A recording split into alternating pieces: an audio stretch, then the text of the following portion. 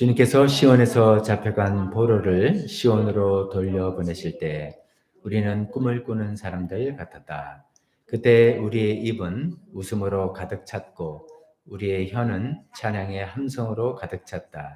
그때 다른 나라 백성들도 말하였다. 주님께서 그들의 편이 되셔서 큰 일을 하셨다.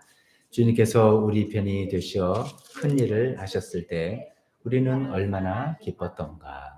주님, 네겝의 시내들에 다시 물이 흐르듯이 포로로 잡혀간 사람들을 돌려보내 주십시오. 눈물을 흘리며 씨를 뿌리는 사람은 기쁨으로 거둔다. 울며 씨를 뿌리러 나가는 사람은 기쁨으로 단을 가지고 온다. 아멘. 오늘 이 말씀을 가지고 하나님이 하실 일, 우리가 해야 할 일, 하나님이 하실 일, 그리고 우리가 해야 할 일, 이런 제목으로 하나님의 말씀 생각해 보겠습니다. 이 시편은 얼핏 보면 참 기쁨과 즐거움으로 가득 찬 찬양 같습니다. 그들의 표현에도 그렇죠. 꿈을 꾸는 것 같았고 입에는 웃음으로 가득 차고 혀에는 찬양의 함성이 가득했다. 이렇게 이야기하고 있습니다. 그런데 이제 마지막 부분이 이제 유명한 부분이죠. 눈물을 흘리며 씨를 뿌리는 이 부분이죠. 마지막 부분을 보면은 근데 좀 아직 해결돼야 될 일이 많은 것 같구나. 이게 좀 뭔가 비장한 그런 느낌을 갖게 하는 그런 시라고 볼 수가 있습니다. 어떻게 보면 이제 세 단락으로 구분해 볼 수 있는데 1절에서 3절까지 이것은 이제 과거에 하나님께서 하신 일에 대한 감사와 찬양입니다. 그다음에 이제 두 번째 단락은 4절에 여전히 어떤 일이 이제 해결돼야 되는데 이것은 하나님만이 하실 수 있다라는 그런 마음에 하나님께 탄원을 하는 그런 내용이고요. 마지막 5절에서 6절 이 부분은 우리가 해야 될 일은 무엇인가? 우리가 해야 될 일을 하겠습니다라고 각오와 결단을 노래하는 그런 시 구조로 우리가 보는 게 좋을 것 같습니다. 그 첫 번째 이제 1절 3절에 나온 과거에 하나님께서 하신 일에 대해서 찬양하는 부분을 살펴보겠습니다.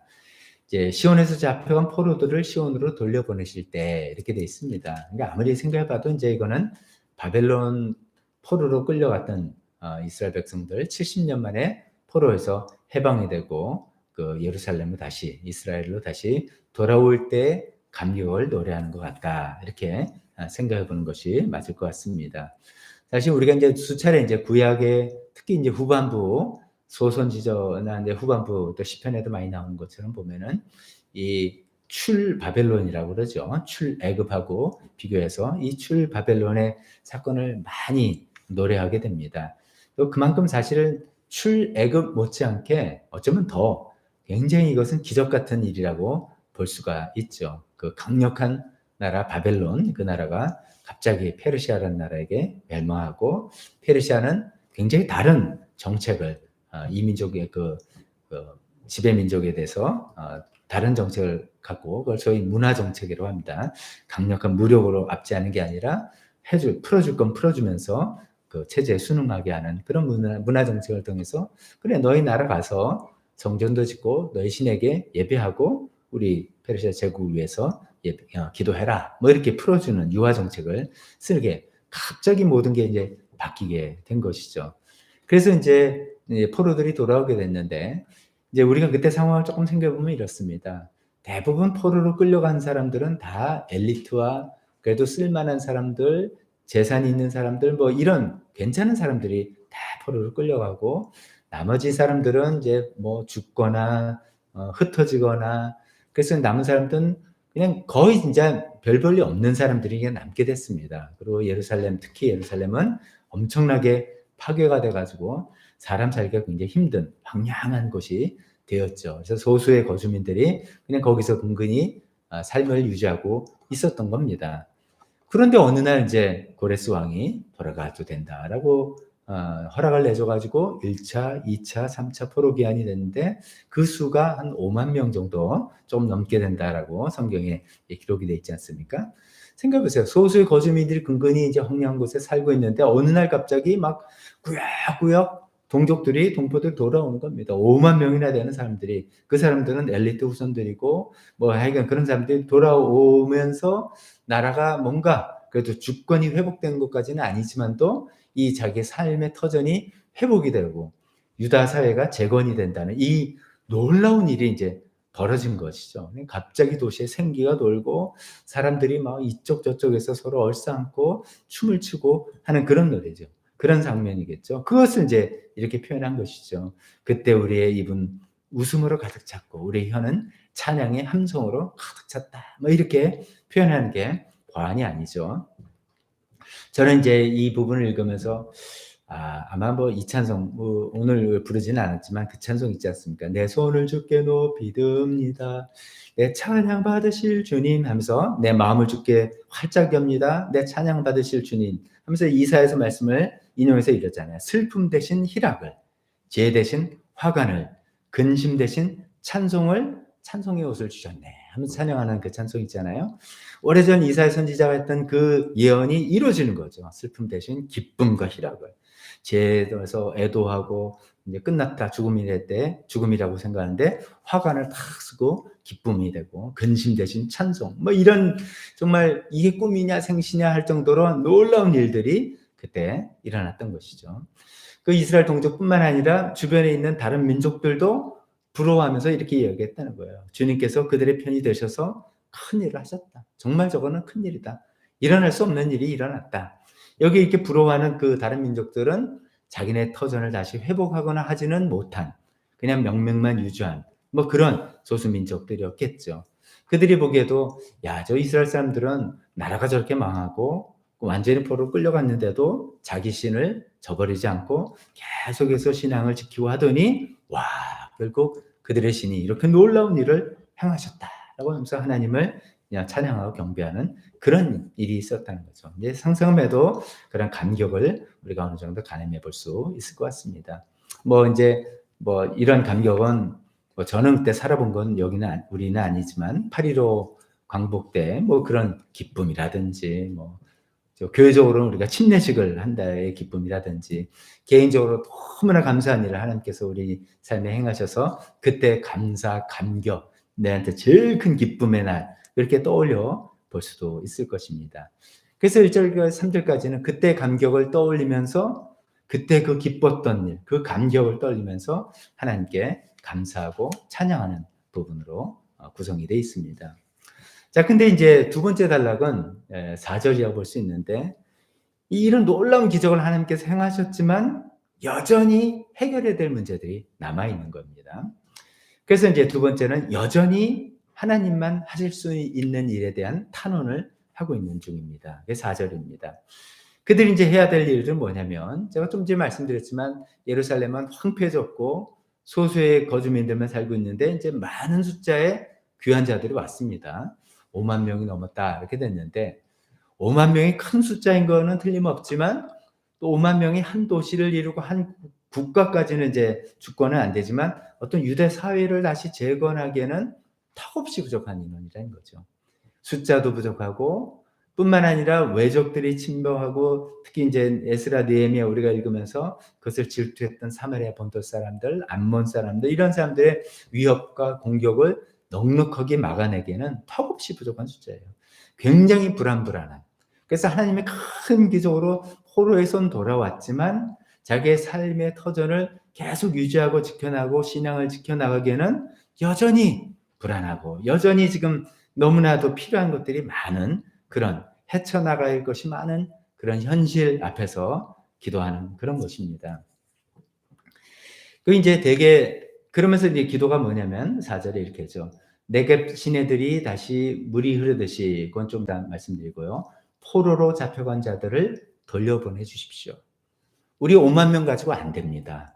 더 많은 사람들이 와야지 이 사회가 안정적으로 여기 진행되고 재건이 될 것입니다. 하나님, 나머지 사람들도 더 많이 돌려보내 주십시오라고 이렇게 기도하는 것이죠. 우리 생각은 그냥 돌아오면 되는 거 아닌가 이렇게 생각하는데 그 성경을 이렇게 좀 읽어보고 그 이해를 보면 이제 포로지에 바벨론으로 끌려갔다 이제 페르시아로 바뀐 그 포로지에 이스라엘 백성들이 70년간 생활했단 말이죠. 70년이면 꽤 긴 기간이잖아요. 뭐 두 세대가 지나갈 수도 있는 그 세대고 또 예레미야 선지자를 통해서 거기서 반란하거나 뭐 봉기를 꾀하지 말고 정착해라. 계속 이런 이야기를 더럽기 때문에 그 사회에 순응하면서 집도 짓고 결혼도 하고 자녀도 낳고 뭐 이렇게 쭉 터전을 잡고 살고 있었단 말이죠. 풍요로운 페르시아에 잘 뿌리 내리고 살고 있는데 갑자기 그 황폐한 본국이지만 황폐한 곳으로 간다는 게 쉬운 결정은 아니었겠죠. 그래서 어쩌면 5만 명밖에 돌아오지 않은 것이죠. 뭐 난 여기 자리 잡혔으니까 거기 하나님 역사도 있지만 나는 꼭 그런 마음까지는 없다. 뭐 이런 사람들도 있었을 것이고요. 또 경우에 따라서는 우리는 그렇게만 생각하는데 경우에 따라서는 돌아오고 싶어도 돌아오지 못하는 사람들이 더 많았을 거라 생각합니다. 그 뭐냐면 이제 포로로 끌려갔다. 우리는 이제 포로로 끌려갔다라고 생각하고 그다음에 그 대표로 포로로 활동한 사람들이 뭐 다니엘, 뭐 에스겔 선지자 뭐 이런 사람 생각하니까 그냥 포로로 끌려가서 거기서 이제 이민 간 것처럼 이렇게 생각하는 거 같지만 아니죠.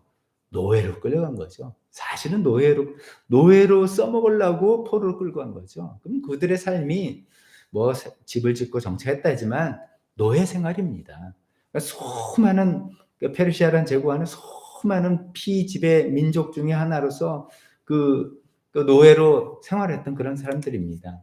그렇기 때문에 현실적으로 돌아가고 싶은 마음이 있어도 돌아갈 여건이 안 되는 사람들이 더 많았을 것입니다. 뭐 어떠면 노예 신분이고 아니면 어떻게 하다 보면 경제적으로 빚을 졌고 돌아가도 주인은 자기 자유몸이 아니죠. 신분적으로나 금전적으로나 또 어쩌면 그런 생활 가운데 믿음을 완전히 저버렸을 수도 있고요. 뭐 상류층 사람들은 뭐 어떻게 된다 하더라도 우리 같은 노예들은 뭐 하나님 우리를 버리셨구나 이 믿음을 회복하는 게 결코 쉽지도 않았을 것입니다. 그래서 뭐 돌아오고 싶어도 돌아오지 못하는 사람도 있고 돌아오지 않으려고 마음먹은 사람들도 있고 뭐 복잡한 여러 사람들이 있는데 문제는 이 숫자만 가지고는 유대 사회를 재건하는 게 어려운 거죠. 하나님 더 많은 사람들이 필요합니다. 더 많은 사람들을 돌려보내 주십시오라고 기도하는데 그 4절에 이런 기도를 하는 이유는 기도 이제 시인들의 마음속에 뭐 그래도 이거는 큰 문제 아니야. 왜냐하면 하나님께서 바벨론에서 포로로 돌려보내 주시는 그 엄청난 일을 행하셨으니까 또 후속타로 계속 보내주시는 거는 얼마든지 하실 수 있어. 이런 마음이 그래도 믿음이 있는 것이죠. 그래서 이제 그 간구를 포로로 잡혀간 자들을 돌려달라 기도하는 것입니다. 우리 흔히 말하는 표현을 하면 이러잖아요. 바벨론에서 이곳으로 돌려보내신 이도 하나님이시니까 이 사회를 다시 재건하고 다시 여기를 익혀주시는 것도 하나님께서 틀림없이 해결해 주실 것이다. 이런 마음에서 하나님께 탄원을 하는 중이죠. 시편 126편의 그 아름다운 표현은 이런 마음을 시적으로 표현하는 거잖아요. 이게 시니까요. 4절에 이제 그 탄원을 이렇게 표현했습니다. 네겝의 시내들에 다시 물이 흐르듯이, 네겝의 시내에 다시 물이 흐르듯이 이런 시적 표현인데 이것은 이제 우리가 흔히 구약 성경을 보면 이스라엘의 영토를 단에서 부엘세바에 이르기까지 이런 표현들이 많이 나옵니다. 단은 제일 최북단이고 부엘세바는 최남단. 우리 같은 뭐 백두산에서 한라산까지 이런 표현이죠. 이제 단을 왜 최북단으로 했냐면 단 바로 위에 헬몬산이라는 엄청나게 큰 산이 있습니다. 백두산보다 더 높아요. 2815m. 굉장히 높은 산이죠. 그런 높은 산의 산악지대를 지나가야지 또 다른 지경으로 나가니까 거기가 이제 한계다 이렇게 생각하는 것이고 남쪽은 부엘세바라고 하는 것은 부엘세바 남쪽 밑으로는 사막이에요. 사람이 살 수 없는 사막. 그 사막 이름이 네게브 사막이에요. 네게브. 그 성경은 네겝이라고 표현한 바로 그 사막입니다. 그래서 이제 그게 경계가 이렇게 되었는데 이 시인이 뭐라고 표현하면 하나님 포로 더 보내주세요. 포로 잡혀간 사람들 보내주셔야지 우리가 이 사회가 재건됩니다. 라고 하는데 그것을 마치 네겝의 시내들에 다시 물이 흐르듯이 그렇게 해주십시오. 라고 멋진 시적 표현으로 했다는 것이죠. 그것은 무슨 말인지 우리가 금방 생각하면 이해할 수 있습니다. 사막에 시내가 있을 리가 없습니다. 강이 있을 리가 없습니다. 그건 갑자기 비가 와야지만 되죠. 비가 갑자기 쏟아나게 오면은 간헐적 그냥 갑자기 생기는 그런 천을 와디라고 부른다 그러잖아요. 항상 흐르는 강이 아니라 비가 온 다음에만 생기는 그런 시내 강이라는 것이죠. 그런 와디가 생기고 비가 오면은 사막에 있는 식물들은 짧은 시간 내에 뭐 쫙 자라가지고 하루가 다르게 성장해서 꽃을 쫙 피더라고요. 이건 뭐 제가 이제 그, 그 걸프전에 참전했을 때 실제로 경험해 보니까 아, 이런 건 진짜 제 경험으로 기억이 납니다. 그 뭐 일주일 상간으로 이렇게 자라더니 노란 꽃을 쫙 피워서 아름다운 경관을 만들어내고 했습니다. 근데 이제 이렇게 비가 내리고 사막에 와디가 형성되고 하는 일들은 사람이 아무리 노력해도 할 수 있는 일의 성격이 아니다는 거죠. 하나님, 4절에 하나님 포로로 잡혀간 자를 더 보내주셔야 됩니다. 라는 것은 사람의 힘으로, 사람의 노력으로 절대로 할 수 없는 겁니다. 하나님만 하실 수 있는 겁니다. 그러니까 하나님 또 그런 기적을 행해 주십시오. 라는 그 마음을, 그 믿음을, 그런 이렇게 네겝의 시내들에 다시 물이 흐르듯이 하나님 또 다른 기적을, 옛날 크다란 기적을 행하신 하나님, 그래서 우리를 돌려보내신 하나님, 사람들이 더 필요한데 이 두 번째 조금 작은 기적, 주님, 이것은 주님만이 하실 수 있으니까 또 그것을 해주십시오 라고 탄원을 하는 그런 것이죠.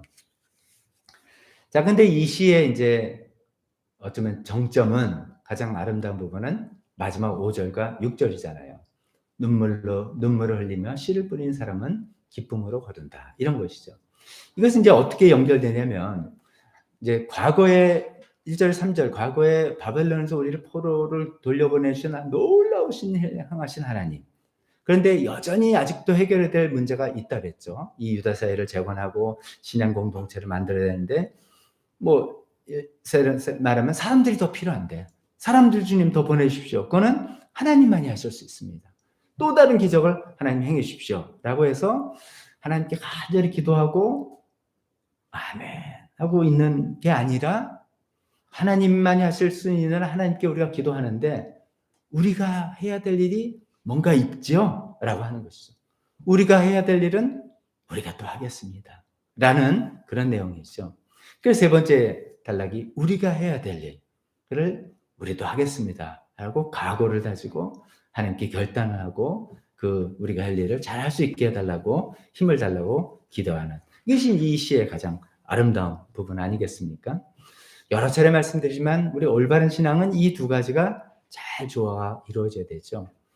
뭐 하나님은 어디서 오냐, 우리가 열심히 하면 되는 거지. 그건 하나님 안 믿는 사람이죠. 우리의 지혜를 짜서 머리를 짜서 뭐 대비를 하고 뭘 준비를 하고 추진을 하고, 그거는 하나님을 안 믿는 사람들이 하는 행동이죠. 또 반면에 다른 극단은 뭐 이렇게 애써, 그냥 기도 열심히 하면 되지, 기도만 하면 되지. 이건 또 다른 안 좋은 극단이죠.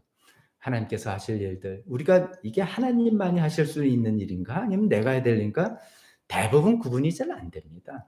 최선을 다해서 노력해보기 전까지는 그 구분을 못 집니다. 그렇기 때문에 최선을 노력하면서 이거는 하나님만이 하실 수 있는 일이구나 라는 걸 판단했을 때 찬쪽으로 하나님께 매달리고, 그러나 반면에 하나님께서 내가 해야 될 일이라는 것은 다른 말로 하면 하나님께서 이건 네가 해라 라고 하는 일들이죠. 오병이어 기적, 요새 이제 우리 요한복음 큐티 나온 것처럼 요한복음에는 그런 표현이 안 돼 있지만 너희가 먹을 걸 줘라, 이런 이야기하는 거죠.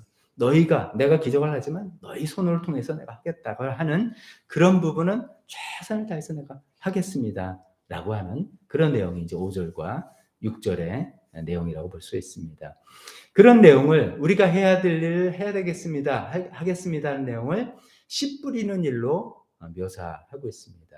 눈물을 흘리며 씨를 뿌리는 일, 그렇게 묘사하고 울며 씨를 뿌리는 일, 그렇게 묘사하죠. 그렇게 할 때 기쁨으로 풍성한 수확을 얻을 것이다, 그것을 바라고 믿으며 그 일을 하겠습니다 다짐을 하는 것이죠. 자, 근데 저는 이 말씀을 늘 또 읽으면서 뭐 여러분들은 그냥 다 파악하셨는지 모르지만 왜 씨를 뿌리는데 울면서 씨를 뿌리지? 이런 생각을 해봤습니다. 왜냐하면 씨 뿌리는 일은 슬픈 일이 아니잖아요. 사실은 씨 뿌리는 일은 기쁜 일이에요. 씨를 뿌리면 그다음에 가을에 추수하고 수확을 염두에 두고 계산을 다 해서 지금 얼마 투자해서 농사를 시작하면 얼마 소득이 나오고, 뭐 이게 즐거운 일이에요. 씨 뿌릴 수 있는 일이 이게 어디냐라고, 기쁜 일인데 왜 이것을 눈물을 흘리면서 울며 씨를 뿌린다고 묘사를 할까, 그렇게 표현을 할까, 이런 이제 질문을 해보는데 두 가지를 한번 생각해 볼 수 있습니다. 이게 뭐 시니까 시인한테 당신은 어떤 의미를 썼어? 이렇게 할 때 시인이 또 말도 안 해줘요. 그건 알아서 독자의 상상력에 맡깁니다. 이렇게 하잖아요. 그러니까 우리도 이제 그렇게 해야 되는 거예요. 그렇기 때문에 여러 가능성을 가지고 생각해 볼 수 있는 게 시적 표현의 장점이기도 하죠. 적어도 저는 이제 두 가지로 한번 생각해 봤습니다. 첫 번째는 씨를 뿌리는 일 자체가 눈물 나는 일이란 뜻이 아니라 농사일 전체가 눈물 나는 힘든 일이라는 그 표현이겠죠. 그러니까 씨 뿌리는 일 자체가 지금 씨를 뿌리는 과정이 힘들다는 눈물 나는 일이 아니라 씨를 뿌리는 것부터 시작한 농사일 전체가 눈물 나는 힘겨운 일이다라는 것인데 이게 힘든 일이라는 게 이게 자 그렇지 육신적으로 얼마나 고되냐. 우리나라 이제 쌀 밑자가 그 한자로 밑자를 파자라 그러죠. 따르면 88번이라 그러잖아요. 88.